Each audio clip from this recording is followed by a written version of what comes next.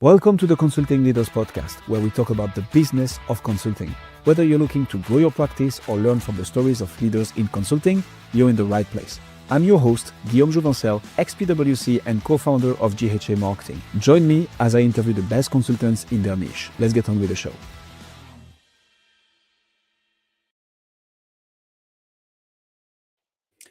Jason, welcome to Consulting Leaders.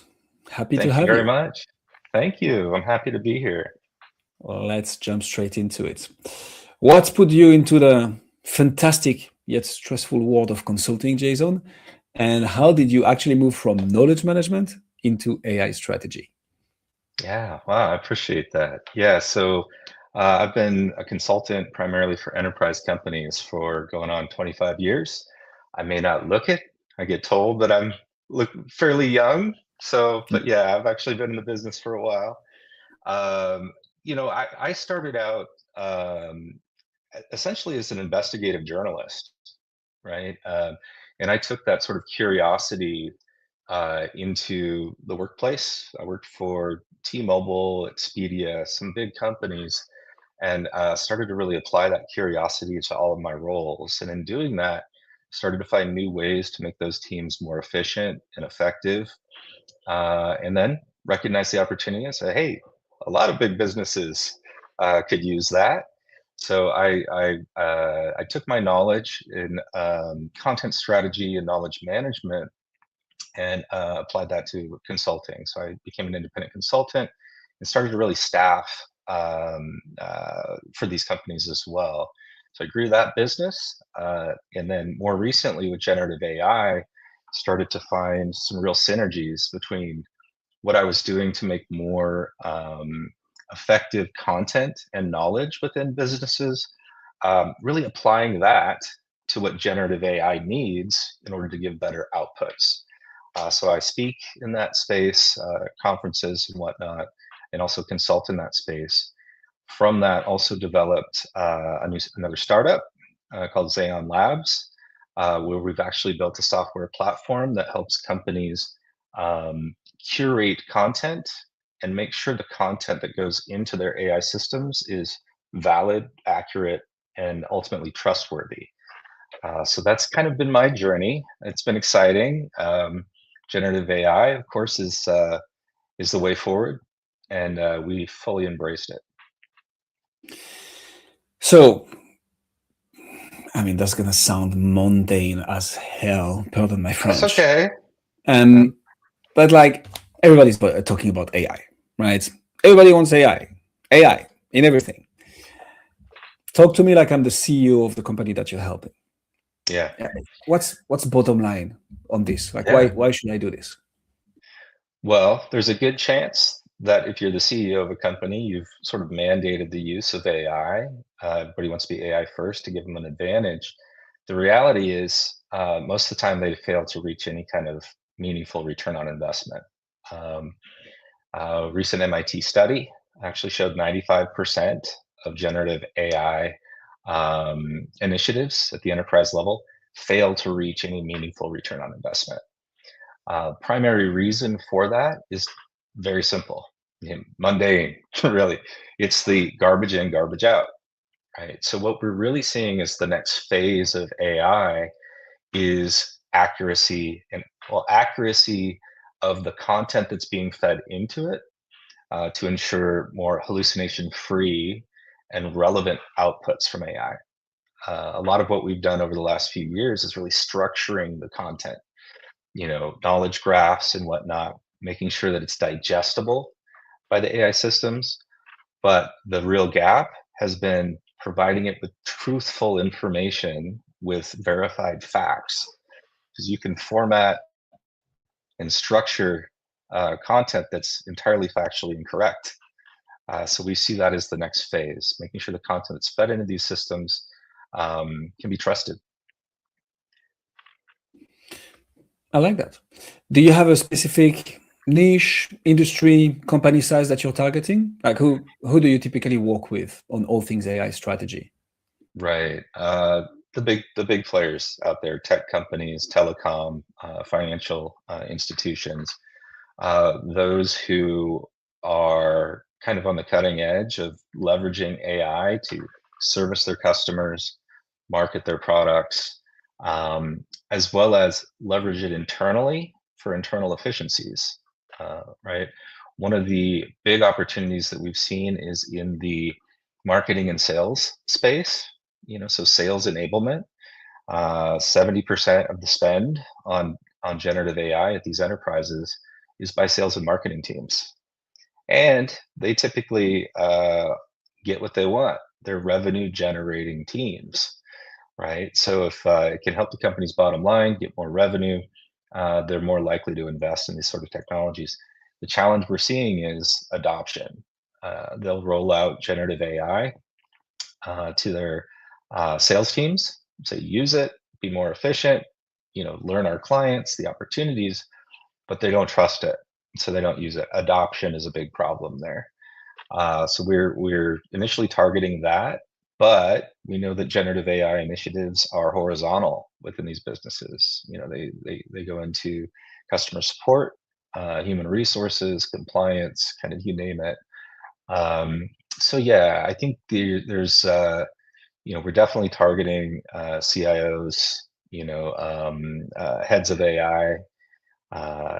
Every one of these enterprises has an AI committee or task force that's tasked with ensuring that they're leveraging it and governing it in such a way that it's going to be effective. So that's really what we're playing into from a marketing standpoint. So sales, marketing, so is that like agencies, consulting firms, software vendors that enable, RevOps and so on? How do you define sales and marketing companies? Yes. Yeah. Or Sorry, departments, not maybe. departments. Yeah, it's more of those Okay. internal Okay. teams within the enterprise that want to get more value out of their generative AI investments, right? So there's a good chance they've already spent millions and lots of time and people power in launching or deploying something like ChatGPT on Microsoft Azure. Co-pilots that leverage that as well. But one of the ways they're approaching success there is training their staff, training their teams on sort of prompt engineering, how to talk to AI so that you can get what you want, the information you need out of it. That's fantastic, right? Teaching people how to speak to AI. The other piece is where we focus, making sure that AI can give valuable information back. So it's a real gap, real opportunity. But yeah, it's definitely within departments and teams. Whether it's a small marketing team within a department of 10 individuals that are sharing prompts and best practices, um, or larger teams of 50 plus who are accountable for the accuracy of the information that goes into that system.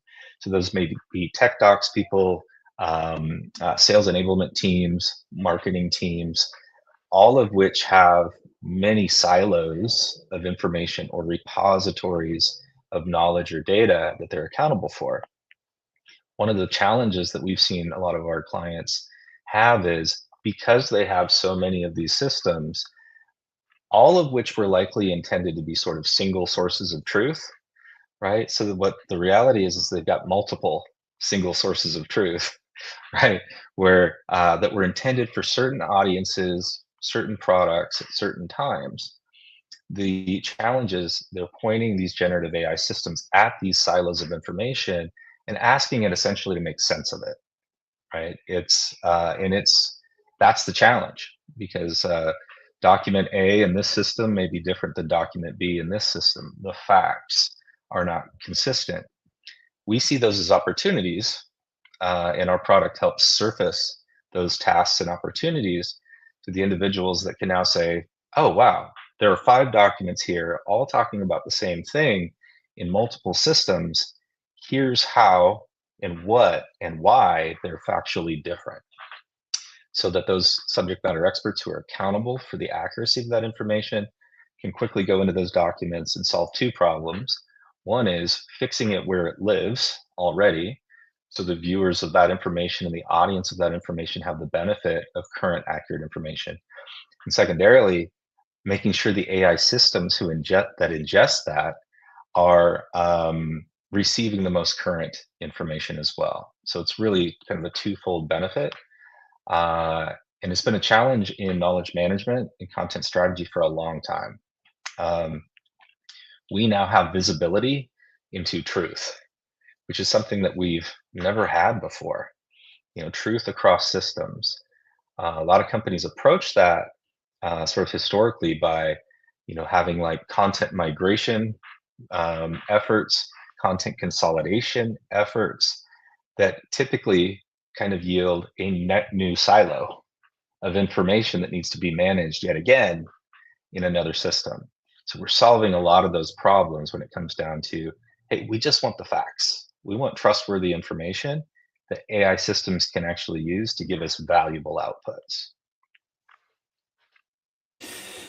So how do you market that? What has worked for you to get the attention of, I'm going to assume, CROs, so chief revenue officers, VP of sales, director of Yeah, marketing, whatever?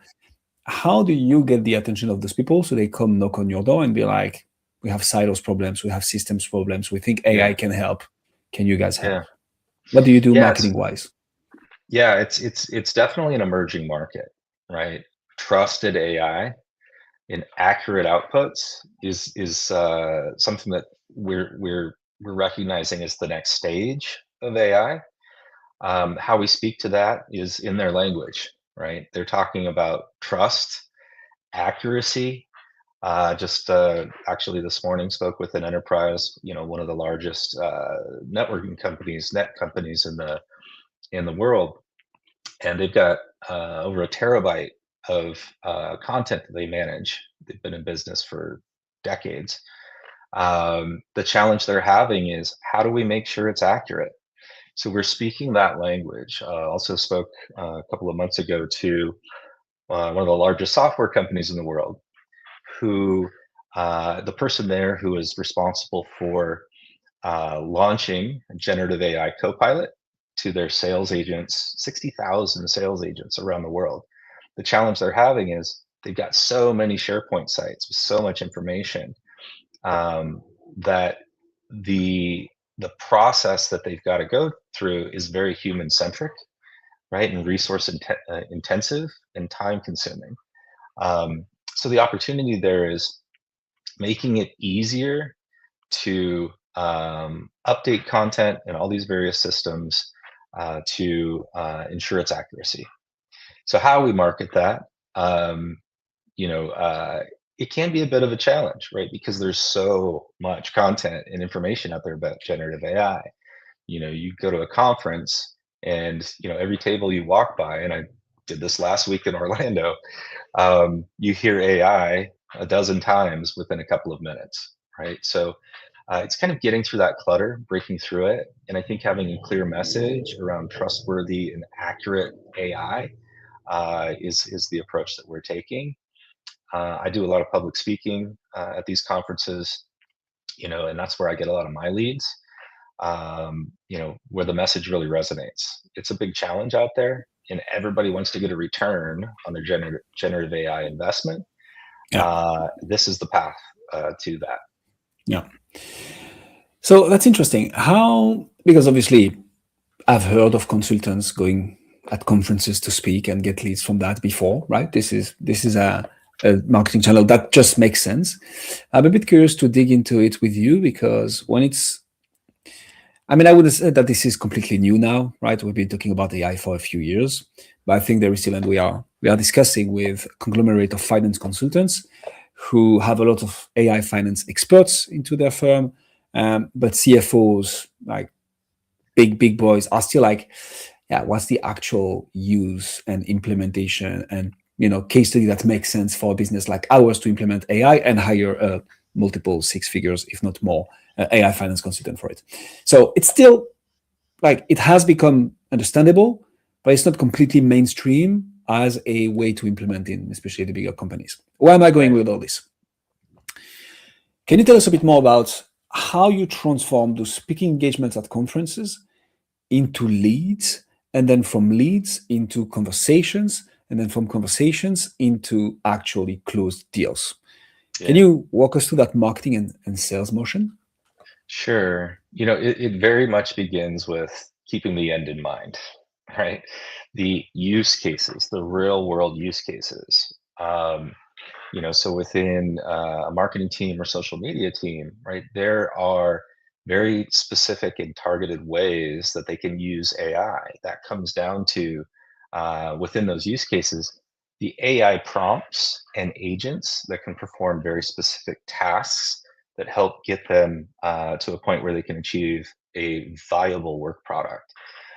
So demonstrating that, at these conferences, in the meetings that follow, in their context, right? Showing them how this works with their content, and the gaps that their content is bringing to that AI response in the real world. An example of that, a large financial institution, working with them, they were about to deploy an AI chatbot, an AI agent, out to their external website for customers to use. Had a room about 50 people. I said, let's just talk to it. Let's see what it does. Right. That's where the rubber meets the road with sales. Right. Um, the first question I asked it was, who's your CEO? Who's the CEO of this company? And it gave the name of a CEO from 10 years ago. Right.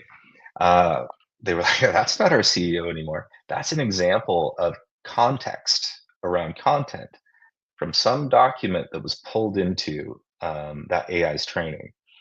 Then I said, well, what's their email address? And then it gave the email address, the correct email address of the current CEO.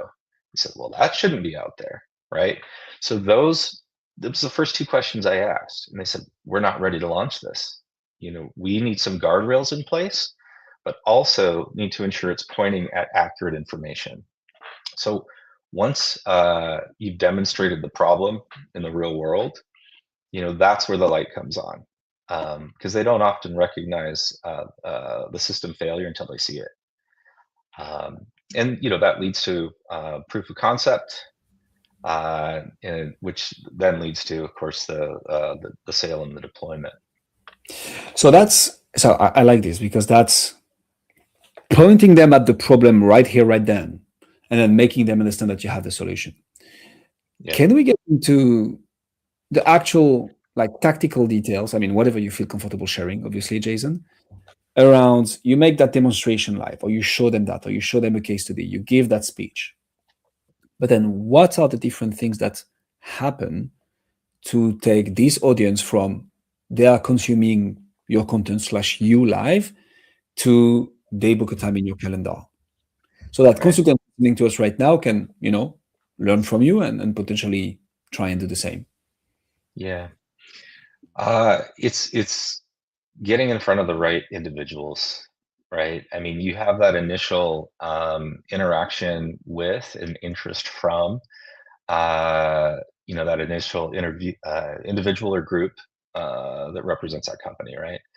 From there, you have to decide, are they actually the decision makers, right? Are they consumers of the product or service, or are they ones that can pull the trigger, right? So making sure you're getting in front of the right audience to begin with, to kind of short circuit or shorten the barrier to entry.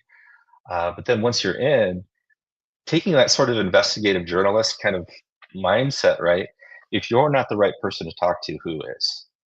Right? You know that your business has this challenge.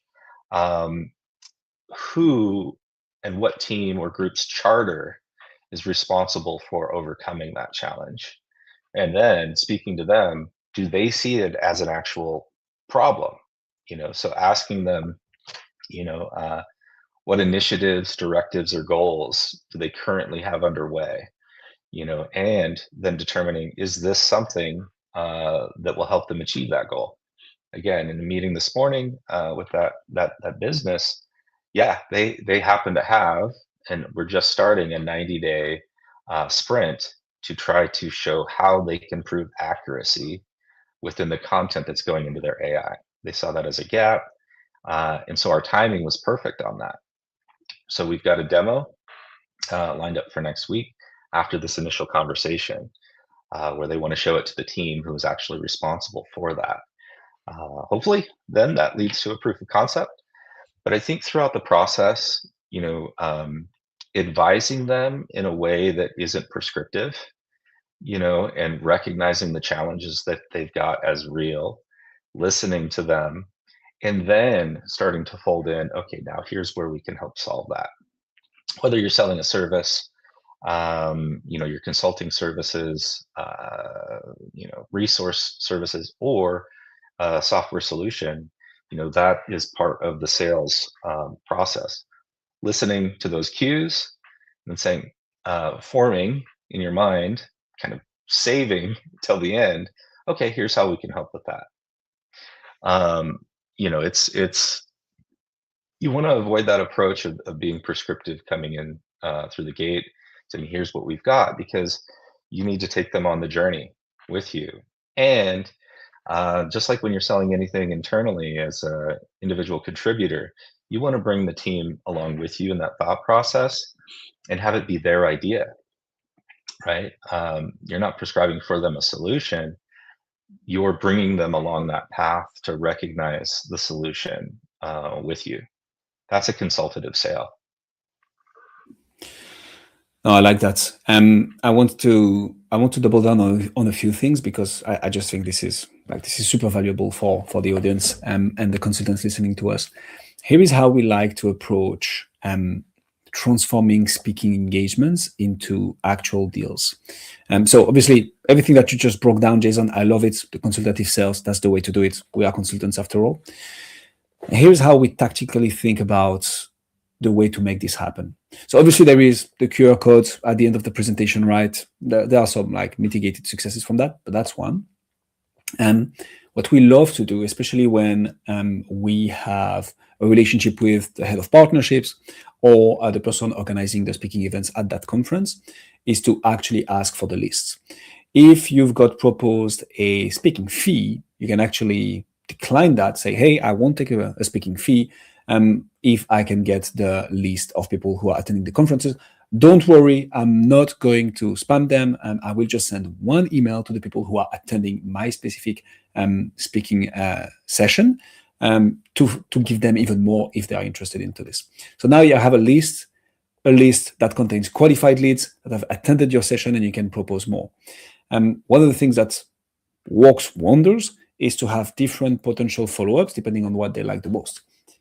When you have a podcast, you can actually propose this, like, hey, this was just a 30 minutes, speaking gig around these specific topics. But if you want to find out more, there is everything available for free out there. Here is how to find it.